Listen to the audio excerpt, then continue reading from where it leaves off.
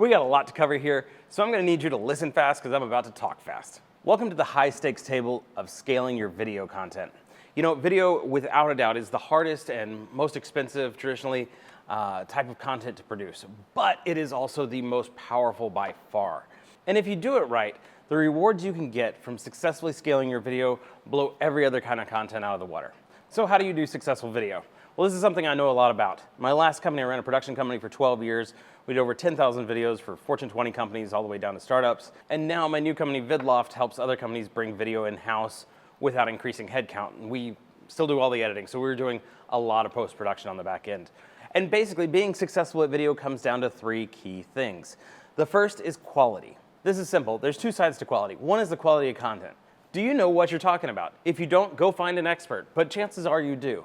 You've already put in the work to have great quality content. The second half of quality is the technical quality, and this is really about workflow. It is having the gear that you know and you understand. Back when I ran my production company, these were sometimes $50,000 suitcases with camera equipment and stuff that each director had their own. They had a slot that they would put it in the gear closet, and that was their kit. And always going back to the same equipment, understanding that workflow, that is what creates quality. You know your audio is going to work and that. The cost of the gear isn't as important nowadays though. For example, with VidLoft, my new company, this is we curate these kits for our customers. But like what's important is that it's always the same kit. You know you have the 4K camera and the stabilization and the audio, whatever it is. Like you know your tripod, you're used to working with it and it just becomes an extension of you. So curate a kit and then you'll have great quality in your video. The second thing that you need is strategy. There is a human element to all of this. And so one of the things that we teach to VidLoft customers comes from Google's own data, is this idea of three types of content. You're probably familiar with the term pillar content. It's a pretty common term in the industry. That is the perennial kind of content that's all about you. It's product videos, it's homepage videos, it's event videos. That is so much of what so many companies produce. But just like if you were at a networking event and somebody only wanted to talk about themselves, that's not helpful. That's not how you engage with other people. And so you need other types of content. The other two are push and pull. And they should make up the majority of the content that you make. So push content is the weekly series you're always coming out with. It's something that gives you an opportunity to stay in front of people.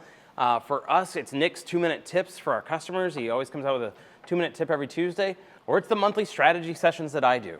But having that cadence where you know that you're constantly getting in front of people. At the same time, you need to create content for people to find you. That's where pull content comes in. Think about like SEO video, right? It's the how-to videos, the little one-off stuff that's kind of that on-ramp for people to find you and become part of your audience. Then you can follow up with the push content, and once you've built enough trust, you can hit them with the pillar content and get them to convert. This is so important to get right. I could talk about this all day. In fact, it's one of the main things I speak on. I'm happy to, if you want me to Skype into your forum or come speak to your chapter, whatever. But getting your strategy right with your content is so important. But think about it from the audience's point of view, and that'll get you a long way. The third and final thing you need to be successful at video is velocity. One great video is not a strategy make. This is accuracy by volume. You need to be able to navigate and iterate towards that strategy that you've laid out and towards your goals. And this is where most companies fail, because unless you're doing north of 100 million in revenue, you just don't have the scale to justify hiring a production company. You know, a Fortune 20 company used to hire my production company every week to the tune of like 15 grand a week to come produce a little video clip every week. And those kind of numbers just don't make sense for most EO companies. So it is imperative that you bring video in-house in some capacity. Whether you're shooting it yourself and outsourcing the editing to a freelancer, whether you're going with some sort of turnkey solution like VidLoft, or you could staff up and do everything in-house, hiring an editor and building a video department internally. If you're going to be successful at video, you have to have that quality, you have to have that strategy, and you have to have that velocity. So you have to be able to scale it. On the subject of scaling video, there's two last things I want to leave you with. One is the importance of batching production. If you can batch shoots, even if you're doing it in-house, the time and cost savings from that are massive. I'll just go ahead and knock out a month's worth of content all in one day, and you set up once, you shoot once, you get in that frame of mind once, you don't have the context switching time, it really works. The second thing is a warning of where you'll get bogged down in all this.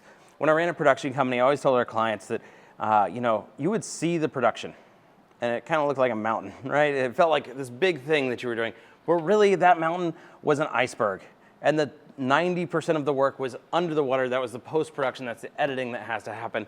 Especially if you're going the DIY route, staffing up, building a video department in-house, make sure you don't overload those editors because that is where all of the effort happens. While you may see that production portion of video creation and think that is the mountain that must be climbed, it is really an iceberg, and then 90% below the water is all of the post-production. It is tedious and it is difficult. Then make sure to staff accordingly so you don't burn your people out.